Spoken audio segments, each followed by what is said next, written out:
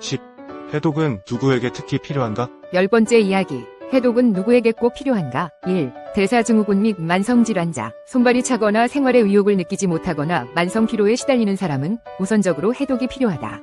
만성 퇴행성 질환의 발생 원인 중 가장 큰 것은 균형이 깨진 식단이다. 미네랄과 비타민, 항산화제, 섬유질이 부족한 식생활이 오랫동안 지속되어 나타난다. 현대 서양 의학의 치료법인 대증요법은 박테리아, 바이러스 등에 의해 나타나는 증상들을 신속하게 해결하는 데는 필요하다. 그러나 떨어진 몸의 기능을 회복시키는 데는 한계가 있다. 화학약물로는 독소와 노폐물을 배출할 수 없다. 식생활의 잘못으로 누적된 독소와 노폐물을 제거하고 장부에 떨어진 기능을 회복하는 유일한 방법은 해독이다. 해독을 통해 세포 안팎의 독소와 노폐물을 처리해야 세포의 기능이 회복된다. 급성전염성 질병과는 다른 치유 방법을 사용해야 만성퇴행성 질환은 해결할 수 있다. 화학약물로는 불가능하다. 불치병, 난치병은 현대의학에만 있는 개념이다. 치유되지 못하는 질병은 없고 고치지 못하는 나쁜 습관만이 있을 뿐이다.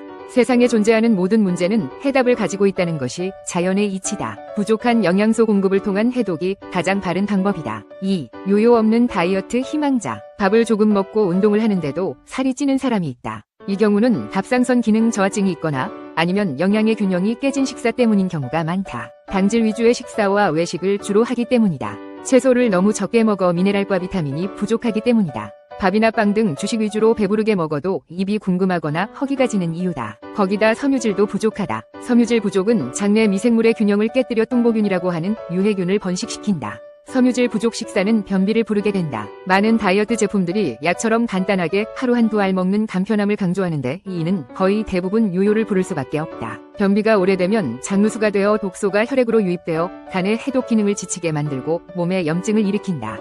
비만은 해독을 통해서 체중을 줄이는 방법이 가장 건강한 다이어트 방법이고 요요도 예방할 수 있다. 먹는 음식은 그대로 두고 당분이나 지방 흡수를 방해하는 다이어트 방법은 몸에 이롭지 못하다.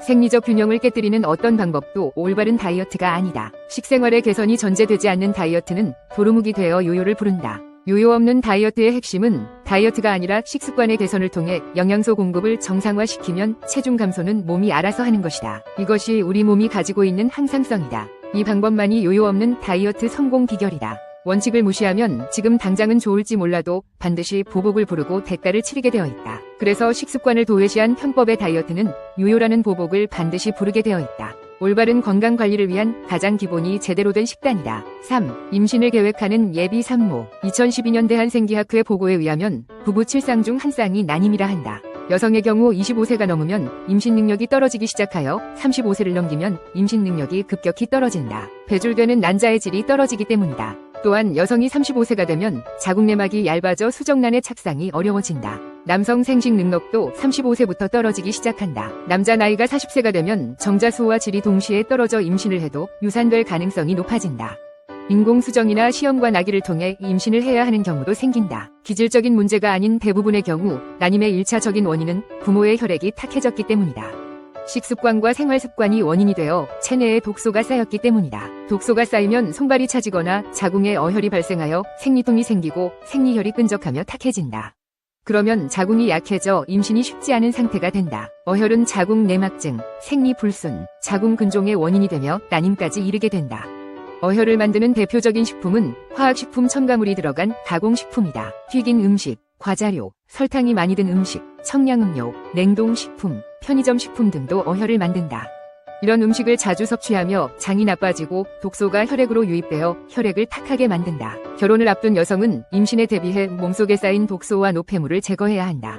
해독을 통해 몸을 깨끗하게 만들어야 건강해지고 난임의 고통에서 벗어날 수 있다. 4. 출산 후 몸매 관리. 아기를 낳으면 새 생명을 얻는 큰 기쁨을 누린다. 산모 10명 중 1명꼴로 비정상적인 우울증을 경험한다. 인생에 대한 회의가 찾아오고 불면증, 소화불량, 기억력 저하, 집중력 저하 등을 경험하게 된다. 이 산후 우울증은 아이를 낳은 뒤 기력이 쇠하거나 호르몬이 변화하면서 나타나는 증상이다. 산모에게 또 중요한 문제가 임신 전 몸매로 복귀하는 것이다. 임신을 하면 평균 한 달에 2kg 정도씩 체중이 증가한다. 여성의 경우 증가한 체중을 깨끗이 정리하여 처녀 때 몸매로 되돌리고 싶은 의지가 강할 것이다. 산중 벌어진 골반은 출산 후 6주 정도 시간이 지나면 임신 전 상태로 되돌아가는 것이 정상이다. 운동 부족과 의자 생활 등으로 회복 탄력성이 떨어진 신체의 회복 능력을 해독을 통해 정형화시켜야 한다. 무게도 정상화되어야 하는데 수요하는 경우는 해독에 신중해야 한다. 그렇지 않은 경우는 영양소의 균형이 잡힌 식사를 통해 체중이 정상화되도록 식생활을 관리해야 한다. 미네랄과 비타민, 항산화제, 섬유질을 충분히 공급해주는 식사를 하는 일이 중요하다. 5. 성형 후 해독. 모든 수술은 크고 작음에 관계없이 마취와 생사를 절개해 극심한 스트레스로 생리적 불균형 상태를 불러온다. 성형수술도 마찬가지다. 통증과 부종이 따른다. 여성은 생리가 일시 중단되기도 한다. 수술 시 항생제로 장내 세균이 다 죽는다. 이로 인해 과민성 대장증후군, 우울증, 불안증, 혈액순환장애, 아랫배 냉증, 수족 냉증 등에 시달린다. 해독은 환자의 회복을 신속하게 해주고 후유증에서 벗어나는 데 매우 효과적이다. 성형 후 가장 문제가 되는 부종은 일시적으로 순환장애가 일어나 노폐물이 증가하는 현상으로 조직 내의 림프액이나 세포 간질액이 증가하는 상태를 말한다. 부종을 빨리 가라앉히고 수술로 투여된 항생제나 각종 약물들의 피해를 해소하기 위해 해독을 해야 한다. 미네랄, 비타민, 항산화제 등의 영양소를 충분하게 섭취하는 일이 수술 후유증을 최소화하고 빠른 회복을 하는 지름길이다. 이때 밀가루 음식, 육식, 가공식품, 청량음료 등을 자제해야 회복이 빠르다. 해독을 하면 성형의 부작용을 줄이고 회복을 빠르게 할 뿐만 아니라 살도 빠지게 된다. 이 경우 해독은 피부 탄력과 윤기를 덤으로 주어 10년은 젊어지는 효과를 얻을 수 있다.